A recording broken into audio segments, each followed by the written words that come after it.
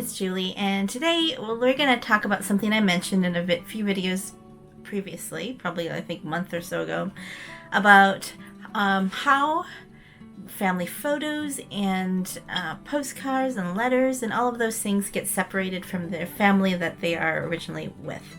I do a lot of reselling, mostly with postcards, and I have done letters and photos and such, and I go to a lot of estate sales also, where I find a lot of people's memorabilia, and they tell, the family who owned it, I'm told that they all had the opportunity to go through all the stuff and take what they wanted.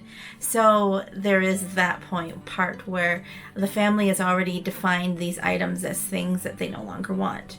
But then you think about, well, if it was their grandparents or their great-grandparents' stuff, there might be other grandchildren or relatives that may want the stuff too.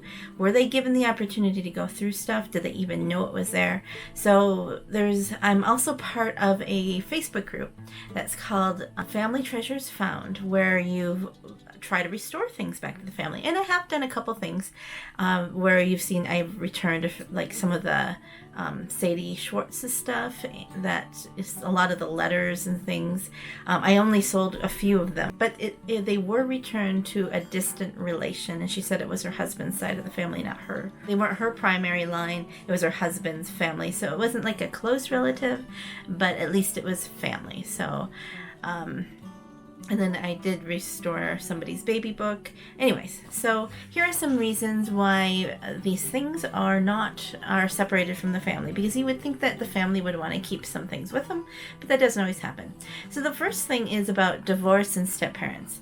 So here are some stories that I asked for some feedback on why some things are separated. And one of them says the second wife discarded her husband's family photos when he died instead of passing it to the family. And you hear that a lot about divorce. And there was another one a man who got a new wife, and her goal was to eliminate wife number one. So of course then, if wife number one was the keeper of the photos and stuff, then those were probably tossed or donated or something. Somebody's mother put her stuff in the storage after a divorce and didn't pay the bill, and everything was sold at auction. Stepmother decided to throw away a ton of pictures since he had too many pictures of his first wife's children. A couple were divorcing the house that was being foreclosed on, and neither of them took the family photos. They thought the other person had them. So there's no photos anymore of that family. So those are like the divorce and step-parent stories. There's also a lot of stories. Now this is the common reason I think a lot of people hear about, is that people don't value them and they have no interest in them. So somebody had some siblings who couldn't care less, and gave them all to one. Her grandmother gave all of the family heirlooms and stuff to a granddaughter who basically threw them all away. A lot of the photos are unmarked, or they don't know who the people are, so the younger generation just says, I don't care, let's just throw them away, give them away, whatever. And there is that, where there's a few stories of people not having the connection from the older generation to the newer generation. So there's stories of people who didn't share the stories in the photos. Maybe they had them put away in the attic, the basement, wherever, and they never shared the stories, told people about them, so then nobody knew who they were. And if they're not written on, which I've mentioned many times, please write on your photos, or at least in the albums or something, then there is really no way to know who they are, and then people don't care. That movement of minimalism, simplifying, so there's a generation that really doesn't value the family heirlooms like the older generations do, whether it's photos or such. A lot of people want to digitize them. If you're not on social media and you don't see the images, they really don't have time for it if you don't.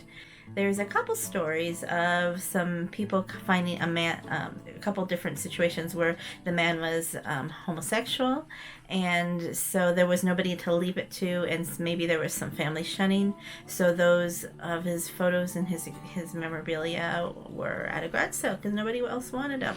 There's one lady who said that he looked like he was a fun time guy, so he had quite some interesting photos. Back to the generational gap there.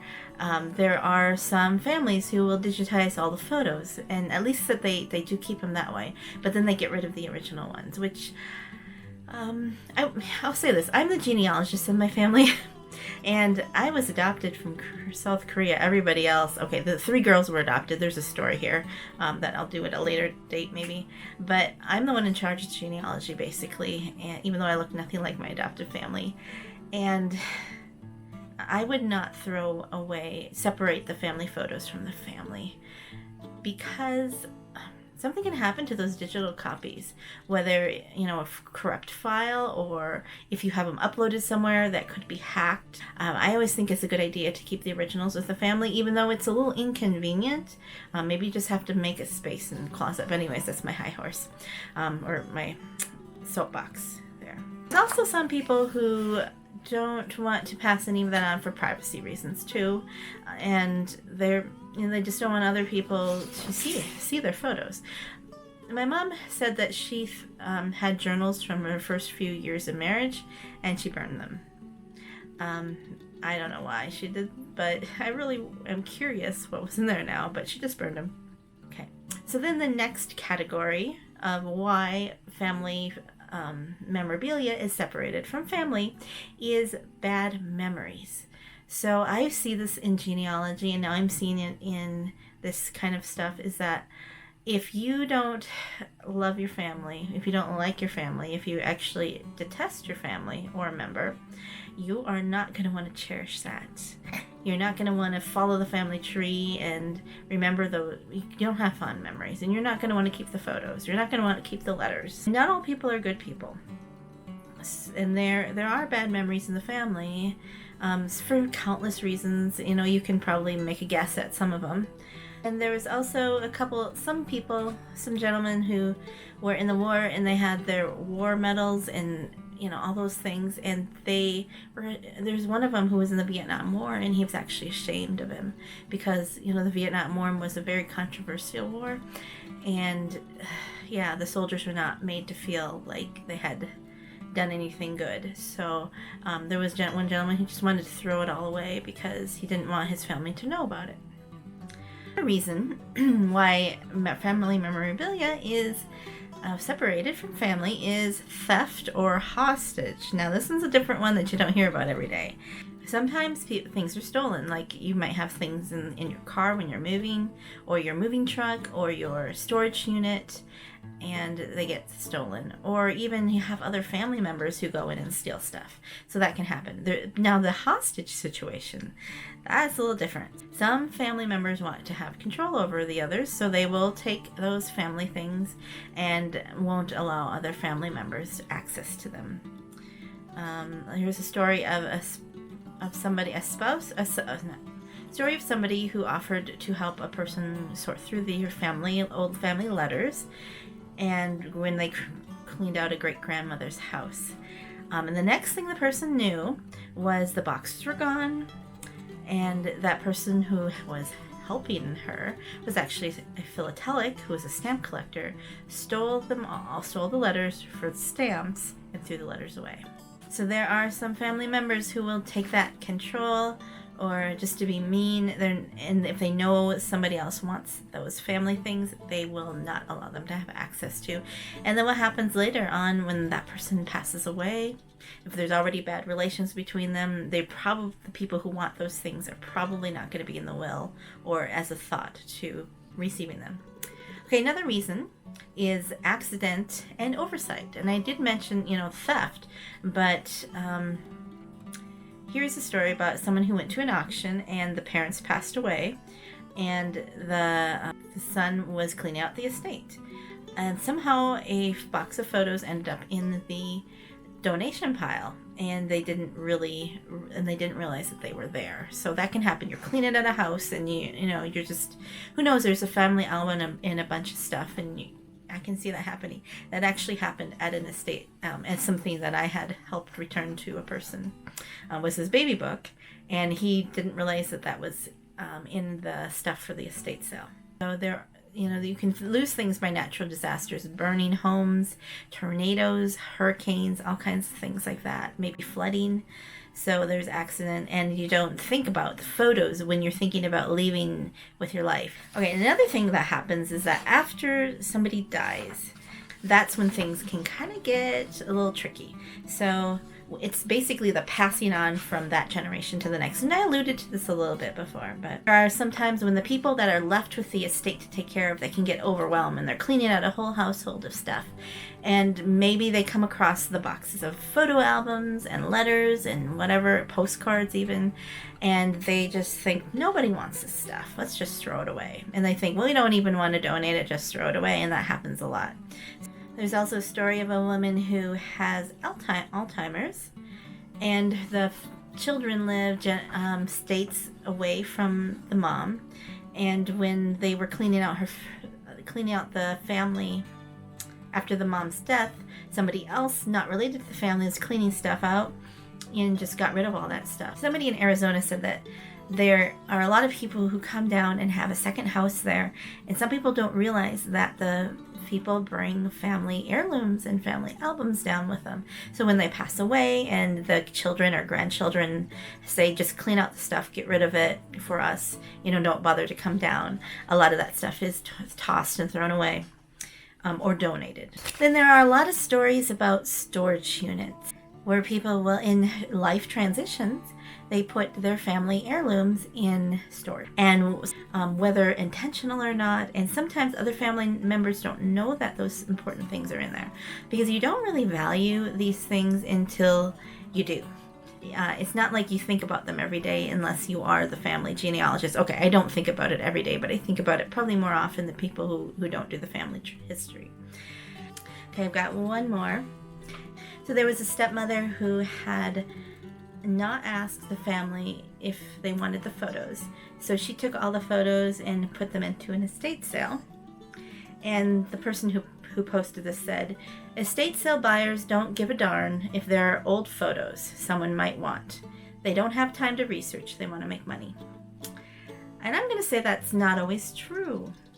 I don't think you should say all estate sale buyers are like that, because I'm an estate sale buyer, and as I've said previously, that I would be happy to, if somebody came along and said, that photo is from, so-and-so, and they can prove it, because, anyone can just say it and want a free photo. But if they can prove to me, because I'm on Ancestry and other stuff, and you can do find a grave, whatever, and say, this was my ancestor, I would gladly send it to them. Because I think it is more important to have those things returned to the family where it means so much more than somebody's, collection or somebody using them in crafting. And yes, I do sell some, but then there is also the balance of, I have boxes and boxes of photos, ephemera, brochures, certificate, whatever, all kinds of stuff.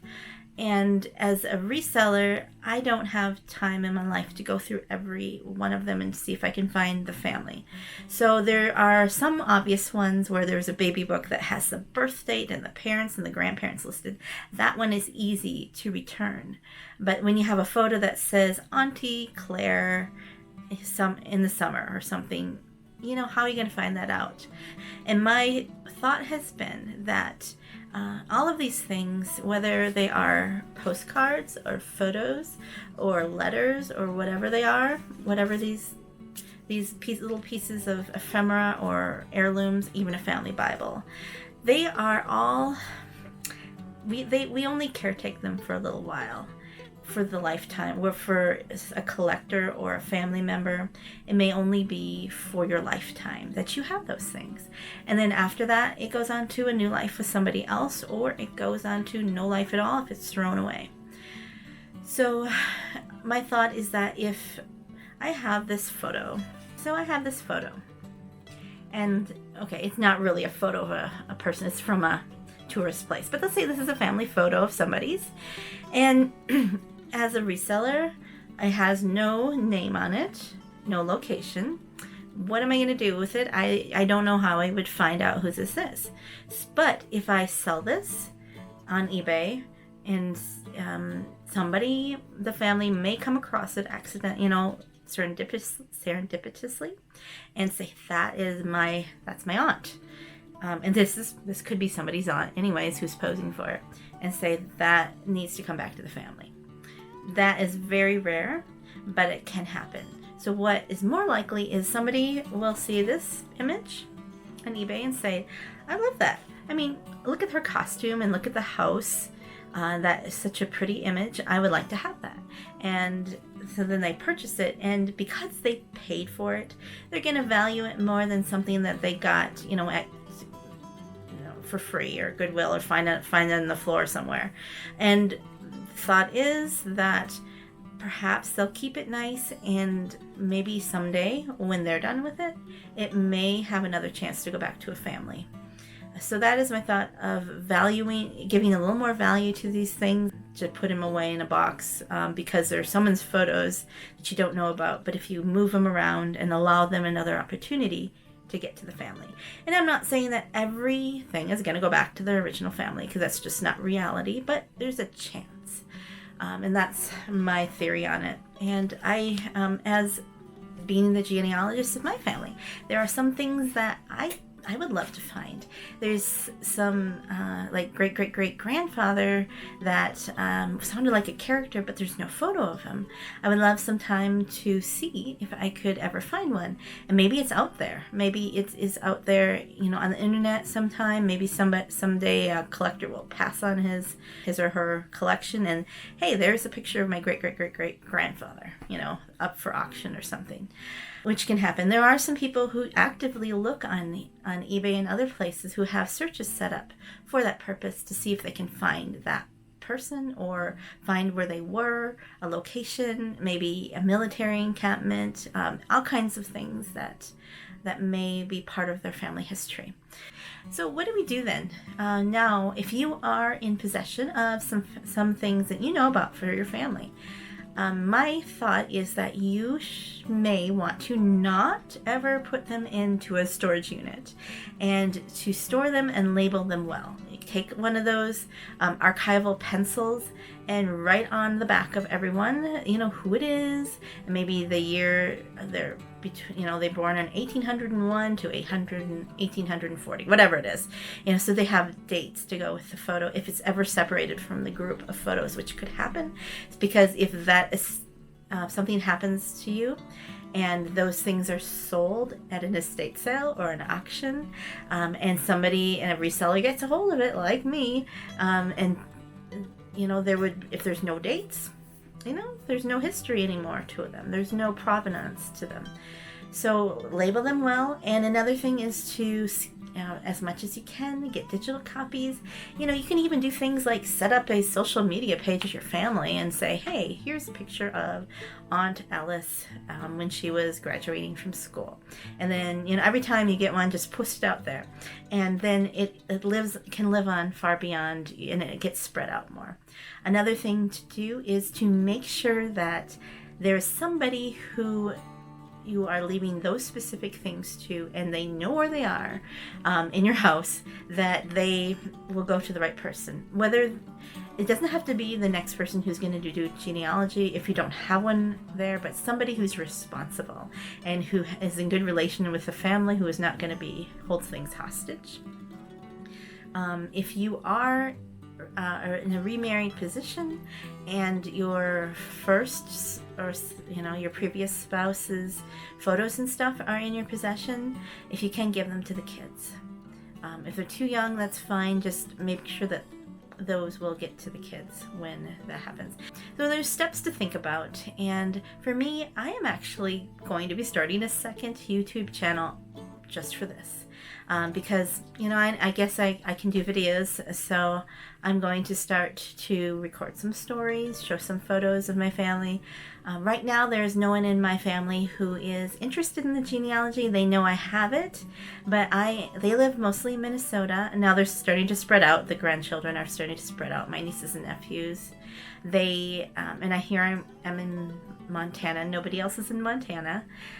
So if I pass away and my husband does, and somebody just says just sell everything, without coming out here, all of those family things will be lost. Hope you enjoyed this.